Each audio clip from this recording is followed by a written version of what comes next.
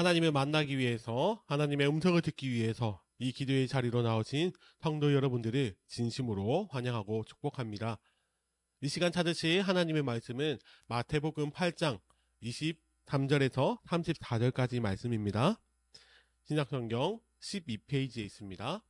마태복음 8장 23절에서 34절까지 말씀입니다. 다 함께 찾으셨으면 함께 말씀을 읽도록 하겠습니다.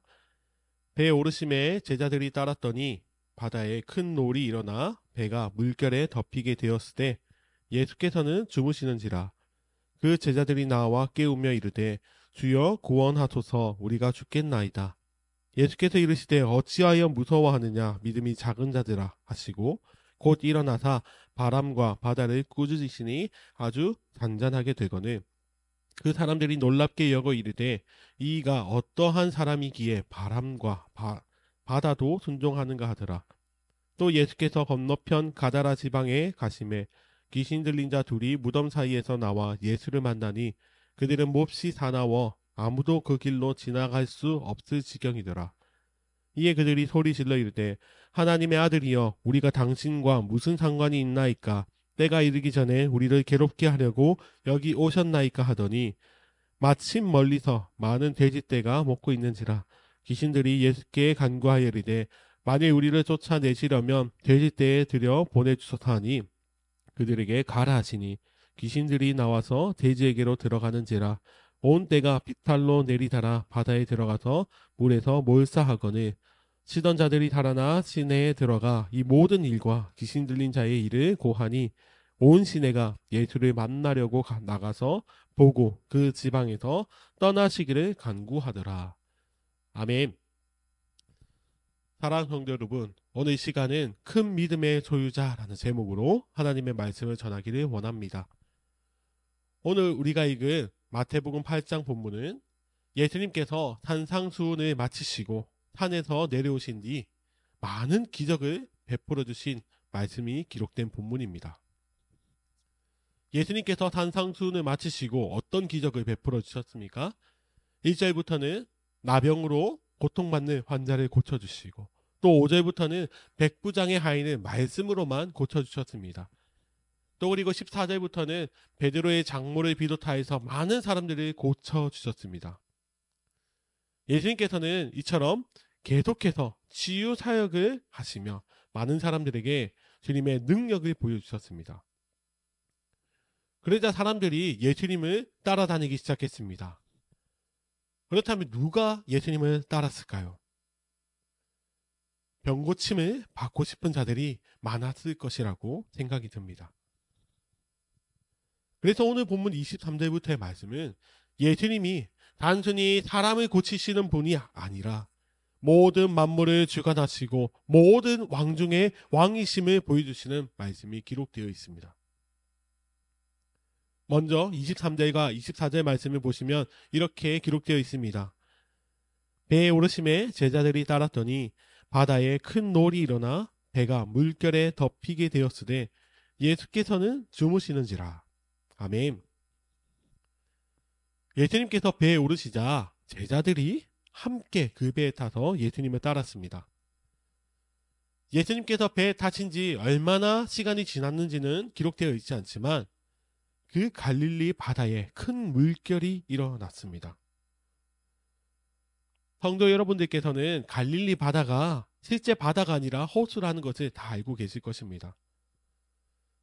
그래서 혹시 생각하시기에 호수에 바람이 불어봤자 파도가 쳐봤자 얼마나 치겠어 라고 생각하실지도 모르겠습니다.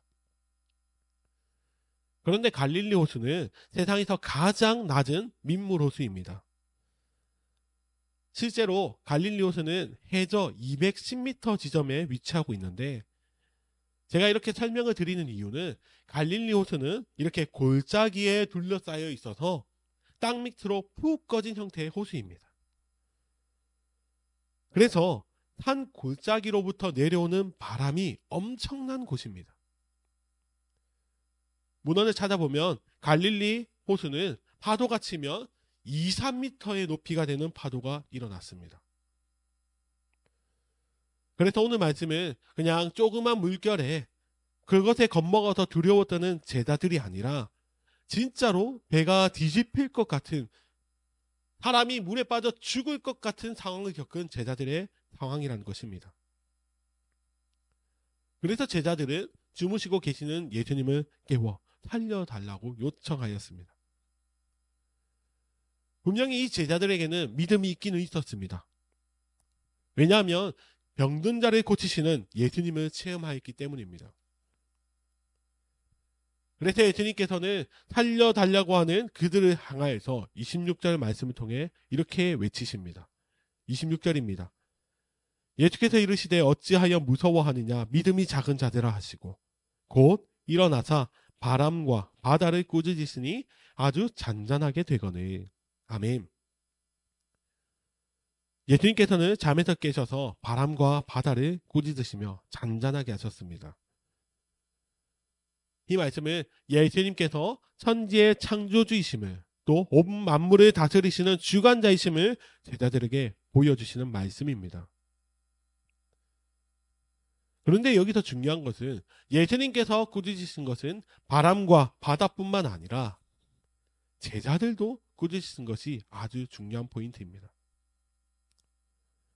예수님께서는 물에 빠져 죽겠다고 외치는 그 제자들을 향하여서 분명히 믿음이 없다고는 하지는 않으셨습니다. 어찌하여 무서워하느냐 믿음이 작은 자들아. 믿음이 작다고 하시며 그들이 예수님을 더 신뢰하지 못한 그 작은 믿음을 질책하셨습니다. 사랑하는 성도 여러분, 예수님께서는 지금 두려움과 믿음에 대해서 말씀하여 주십니다. 믿음이라는 것은 두려움을 사라지게 만듭니다. 믿음이 있으면 불안하지 않게 되고 믿음이 있으면 두려워하지 않게 됩니다. 믿음이 있으면 또 걱정이 없습니다. 그런데 믿음이 작으면 작을수록 걱정과 두려움이 삶을 지배하게 됩니다. 우리가 신앙생활을 하면서 중요한 것은 예수님을 어느 정도까지 믿느냐입니다. 예수님은 모든 것을 다스리시는 분, 모든 것을 해결해 주시는 분이십니다. 이것을 믿는 믿음이 우리의 삶에 있을 때 우리는 우리의 삶 속에 밀려오는 그 파도와 같은 문제들도 두려워하지 않을 수 있습니다. 왜냐하면 예수님께서 모든 것을 해결해 주시는 분이시기 때문입니다. 그래서 우리는 두려워할 필요가 없습니다. 그리고 28절부터의 말씀을 보십시오. 예수님은 귀신들도 하나님의 아들이라 외치며 두려워하는 능력의 하나님이십니다. 우리 주님께서는 그 귀신들의 입술을 통하여서도 예수님이 하나님의 아들이심을 온 세상에 드러내십니다.